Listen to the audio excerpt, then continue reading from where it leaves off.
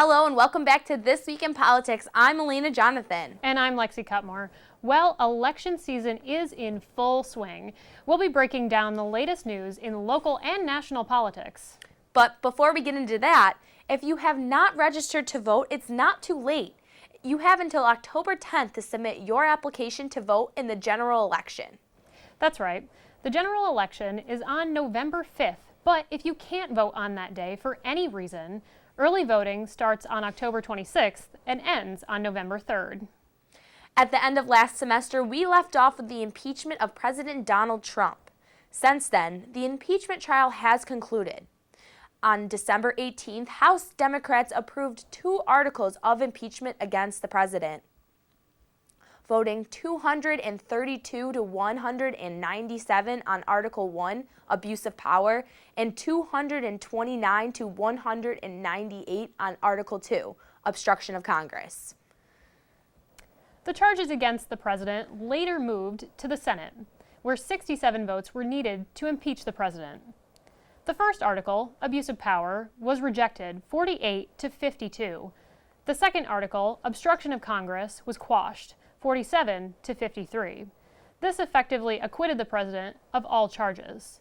Now, all eyes are on the final results of the 2020 primary election.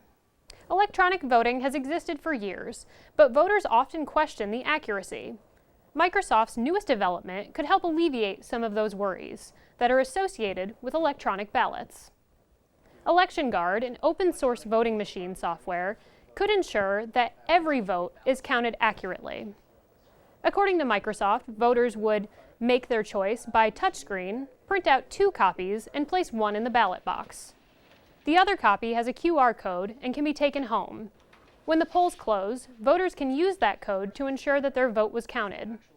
Microsoft hopes to get rid of hackers, disinformation sources, and other outside factors from interfering with the election process.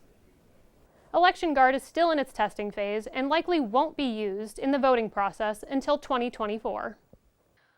Attorney General William Barr is threatening to resign. In the past, President Trump has referred to himself as the chief law enforcement officer of the country, despite Barr's request for the president to stop getting involved in Justice Department affairs. I cannot do my job here at the department with a constant background commentary that undercuts me. So far, Trump has ignored Barr's appeals to stop tweeting, and White House officials have not directly addressed the growing tension between the two. It is not clear if Barr is trying to simply send a message or if he'll truly resign. To keep up with news on campus, around the city, and throughout New York State, you can follow Talon Television on Facebook, Instagram, and Twitter at Talon Television on all accounts. U.S. Attorney General William Barr says it may be time to repeal a federal law known as Section 230, which provides legal protection for tech companies from liability for user-posted content. Barr added that he hasn't decided whether Section 230 should be changed or repealed. He expressed concern about the wide reach of companies like Facebook and Google. Today, online platforms have become essential to Americans' daily lives, often serving as the primary conduit for how we receive and share information.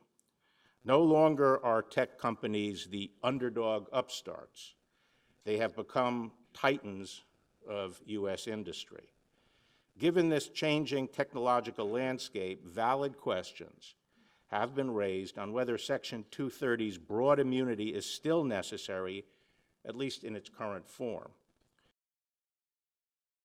The Department of Justice has been looking at big tech companies recently. The DOJ is deciding whether or not these businesses have become so large that they restrain the growth of competing businesses. The Justice Department says it plans to issue recommendations and possibly bring cases before the end of 2020. An activist group in Niagara County is pushing to change state laws that help solar and wind developers. The group, Cambria Opposition to Industrial Solar, hopes to stop Cypress Creek Renewals from building a large plant in their town. The developers of the Bear Ridge Solar Project have held multiple town hall meetings to address their concerns. But New York State's Article 10 allows companies like Bear Ridge to bypass local input and go directly to the state, making it easier for renewable energy companies to build in New York. Governor Cuomo is pushing for the development of more eco-friendly energy sources in 2020. It's not clear how successful the people in Cambria will be in slowing down the development of a new solar plant. So, Alaina, I'm not originally from the area, but I know you're from Niagara County. So what are your experiences with this? You know, I'll drive down the road and it's a farm county, so you'll see these signs that say stop industrial solar, and honestly, I don't know the reason why anyone wouldn't want solar power in their town, but there has to be some sort of reason, right? I guess we'll just have to see what the outcome is from this. But for now, I'm Lexie Cutmore. And I'm Alaina Jonathan.